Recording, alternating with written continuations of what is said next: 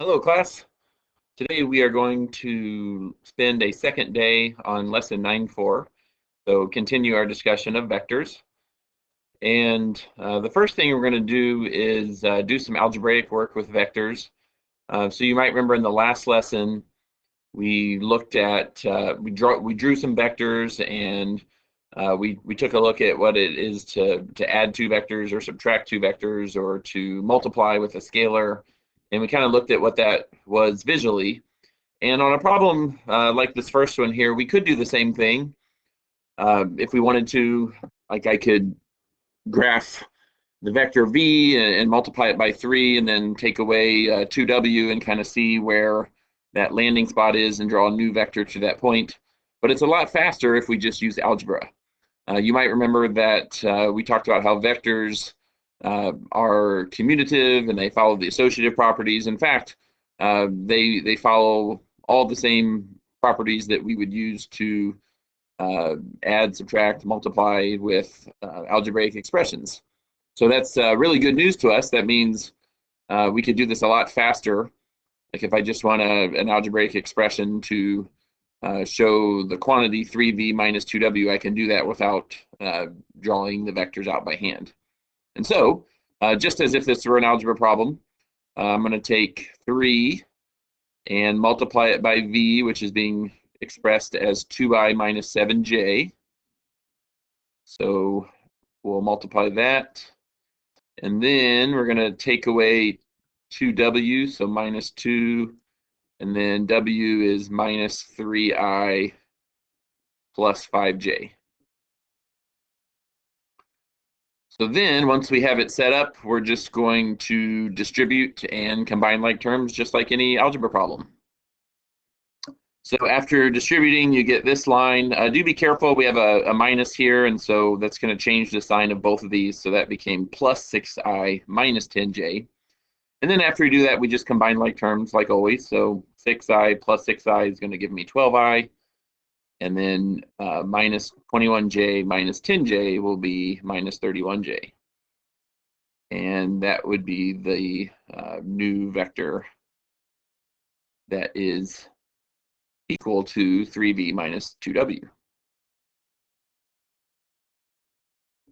The next question here is we're using these bars again, and you might remember from the last lesson that this is the notation our textbook uses for magnitude. And so remember, the magnitude is the length of the vector, and so that's what they're asking us to find here. And so if we, in this case, I'll just, again, follow the normal rules of algebra. Since the bars are separately around the v and the w, I'm going to find the magnitude of each one and then add them. And so to do that, we can just use the Pythagorean theorem. So I'll start with the magnitude of v will be the square root of, and then we're just using the coefficients for v. So I'm going to do 2 squared. Okay, that could be kind of like our x squared value, and then plus minus 7 squared. So that's kind of like our y squared value. So if I were to draw this out, remember I would go over 2 and down 7, so it would be, this point would be down here somewhere, and so we're finding that radius. So like this would be 2 and this would be minus 7, and we're finding the r value, or the hypotenuse. And so that's what we're doing when we use the Pythagorean theorem here.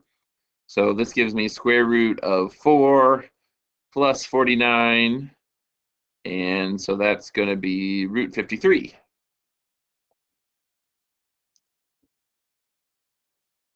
And then we'll do the same thing to find the magnitude of w. So we'll do the square root of negative 3 squared plus 25, or sorry, 5 squared. Got one step ahead of myself. So that'll be 9 plus 25, and so that'll be root 34. So then for my final answer, I'm just going to add those two together.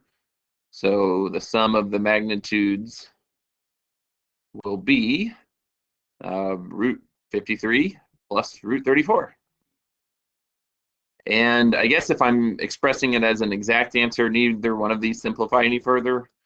And so I suppose we could just leave our answer like this. If we really wanted to know what quantity that's closer to, I could find the root on my calculator and express as a decimal answer, but typically we like to give exact answers, so I think I'll just leave it like that. One thing I would mention is if you have these bars, instead of around each one individually, let's say we had like V plus W and you just had one set of bars on the outside of that sum, just keep in mind we would follow the normal order of operation rules. And so I would add V and W similar to what we did up here, and then find the magnitude of that sum. Okay, I have a formula for you that will be helpful to you in today's homework. Here, they're going to be asking us to find a unit vector in the same direction as V. And so what they're going to do is they're going to give you a vector, and that vector has a direction. And typically, that vector also has a length, or a magnitude is what we call it. And what these directions are asking us to do is they want us to find a unit vector.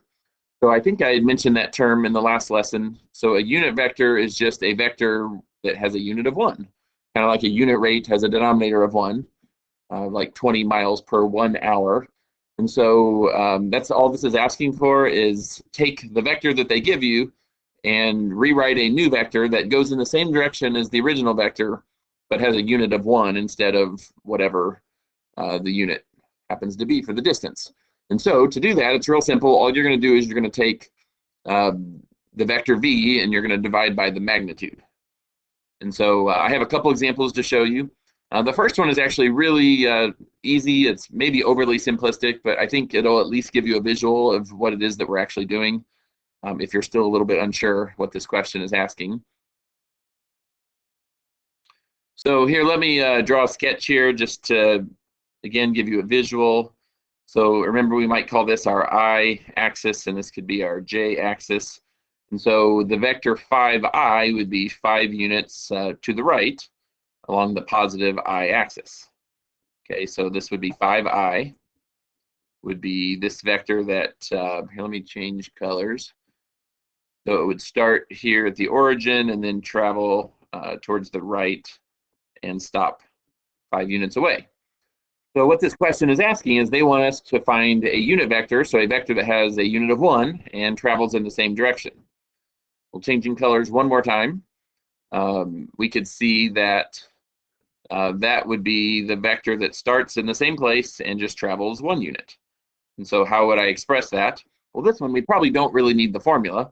If this is represented by 5I, then this would be represented as just 1I, or I. If we wanted to use the formula, we could do that very easily. So again, the formula says that U is the letter they're going to use to express a unit vector is just 5I, so the original vector, and you're going to divide by the magnitude. So this one, we don't really need the formula to find the magnitude. We can tell just by counting. So it's clearly 5 units, right? So actually, let me do this. So the magnitude is just 5 because we can count it. Now, if we couldn't count it, if it wasn't straight to the right or left or up or down, we could use the Pythagorean theorem like we did back here on this example to find the magnitude. But on one like this, it's really easy. Just take 5I, divide by the magnitude 5, and that gives you I, just like we discovered from our sketch. Now, it won't always be quite so obvious. On this one, we have 3I minus 4J. And so again, it might still be helpful to draw a sketch. I would go over 3 units and then down 4. And that would be the vector V. So V would be something like this. And so again, if you want to maybe look at the triangle, so this would be 3, this would be minus 4. And so to find the unit vector, what we want to do is we're finding the vector, here I'll change colors again, that is only 1 unit long. So that's going to be really short, like maybe here to here. We're trying to find this vector here, and we want to express that in this I plus or minus j form. And so to figure out what these new coefficients will be, they won't be 3 and minus 4 because that takes us all the way down here. They're going to be much smaller than that. So again, we just need to first find the magnitude. And so we can do that just as we did in the last lesson. And so that'll be the square root of 3 squared plus minus 4 squared.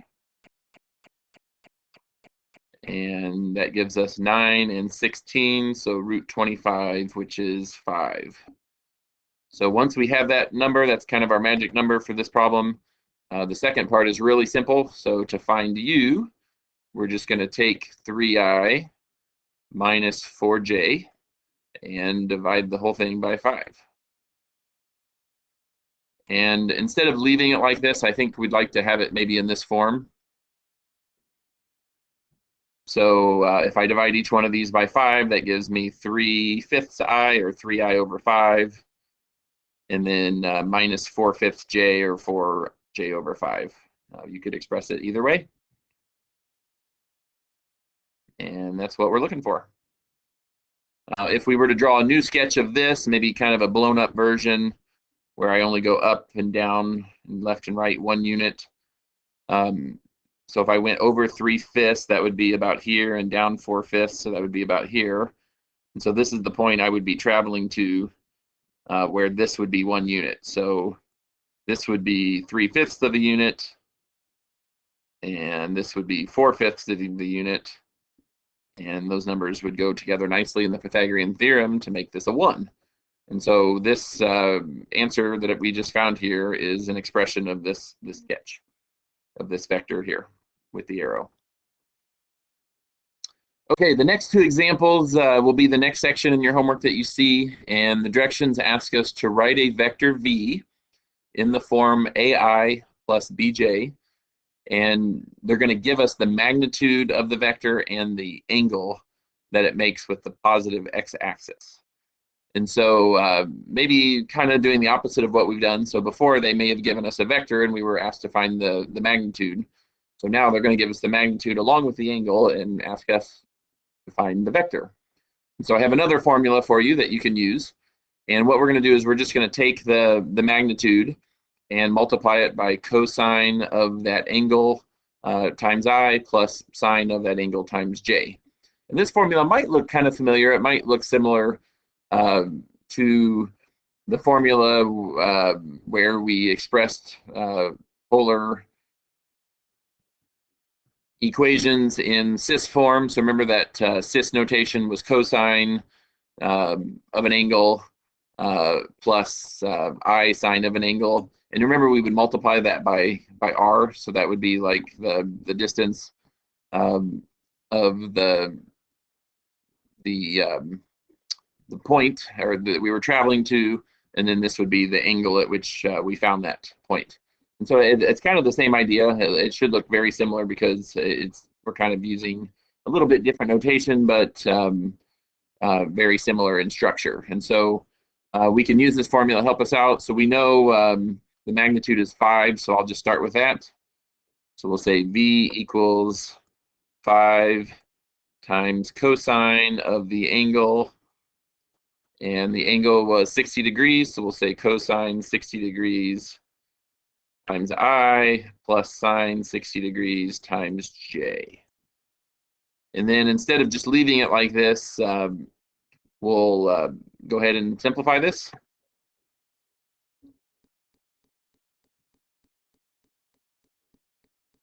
So the cosine of 60 degrees is 1/2. So I'll have 1/2 I.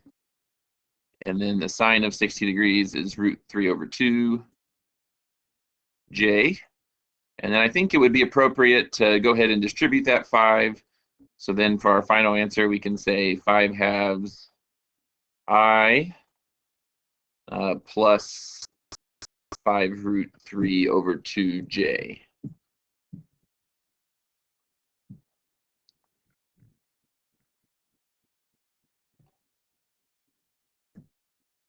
And so there's our final answer.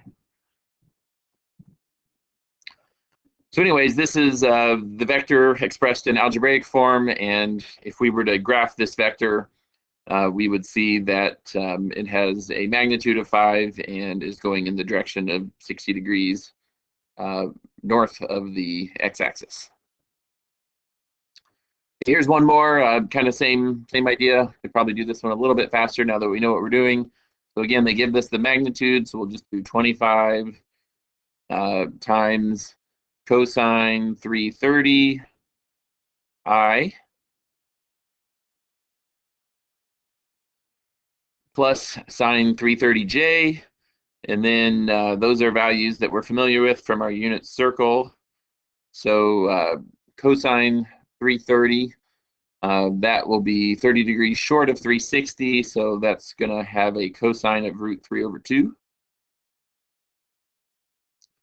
And then sine of 330, since it's in the fourth quadrant, that's going to be negative, so we'll go minus 1/2 j.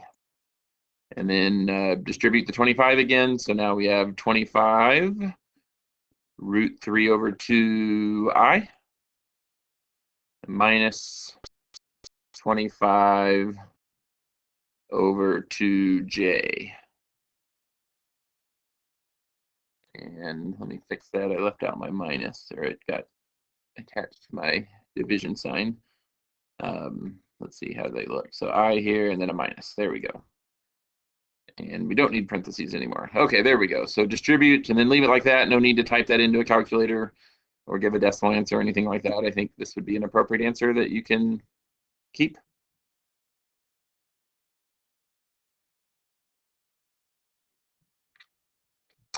Okay, and here's our last two examples. This time we're going the opposite direction. So they are giving us the algebraic form of a vector, and they want us to find the direction angle. So basically, which direction is this vector pointing? And so a little bit of the opposite of what we did. Like here, they gave us the magnitude and angle, and we found the algebraic form of the vector. So here, we're going to use that vector and find the angle. So this actually isn't different than things that we've done before already when we were studying polar equations and polar coordinates. So what I would do is maybe just draw a sketch. So again, if this is our y-axis and this is our j, I would go over 4 units and down 2. And so this vector will be pointing this direction. And then this we know is 4. We know this is minus 2. And so you might remember doing this before. Like if we're trying to find an angle, and we know the 2 legs of that reference triangle, we can use, well, there's actually 2 ways. Sometimes if these numbers are friendly enough, they might be values, like from a 30, 60, 90 triangle or a 45, 45, 90. And if that's the case, you might be able to just tell what the answer is just from that knowledge. If not, remember the backup plan is just to use inverse tangent.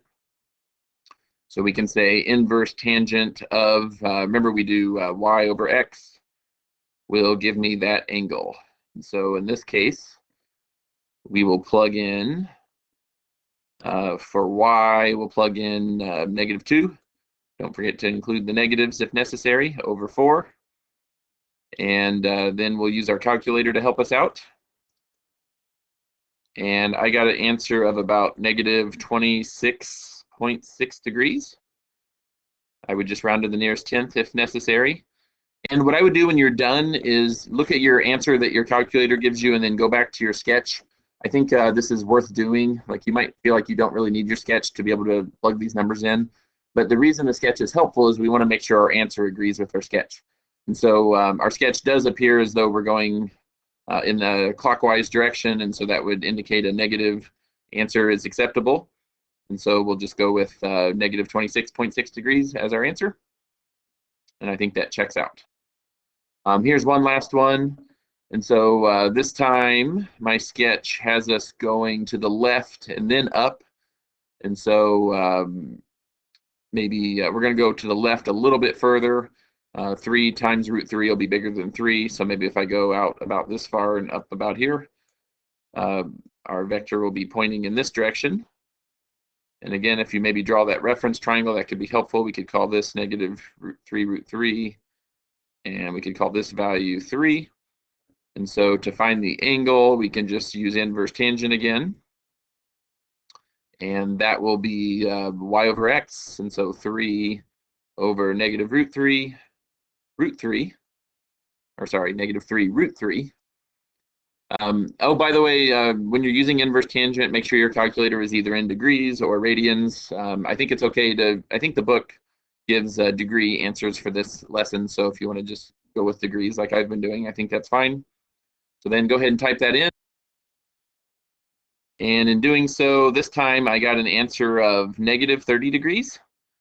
And this is what I was talking about on the last example. When we're done and we go back and look at our picture, negative 30 degrees is actually in the fourth quadrant, but that's not the correct answer. Again, it's not that your calculator made a mistake or you typed the wrong thing in. Your calculator just knows, you might remember that inverse tangent has a range of between 90 degrees and negative 90 degrees. And so it's always going to give an answer that's between 0 and 90 or between negative 90 and 0. And so we have to outsmart our calculator. We know that this vector is really pointing in the second quadrant. And so we can know that this angle, that's the one that we're trying to find, is 180 degrees away from the angle that our calculator gave us. And so because of that, just add 180 like we've done many times before, and then we'll have the correct angle that we're looking for. And so the angle is actually 150. Now this is one that actually we might have been able to find without our inverse tangent button. I think if you reduce, look at this ratio and find this value, you'll see that these all reduce to that 1 root 3 2 ratio that our 30, 60, 90 triangle typically has. And so if you notice that, great, you don't have to use your inverse tangent button, but sometimes, I don't know, the numbers aren't as obvious and it might just be easier to go ahead and type them in. So no worries if you would prefer to do that. All right, that kind of wraps things up for today. A few new formulas and just a little bit more practice with vectors. And so your homework is as listed. I'd like you to do pages 621 through 622, 44 to 72 evens, along with 73 and 74. So thank you for tuning in. As always, if you have questions, feel free to contact me, and I'll be glad to help you with anything that you need. Good luck.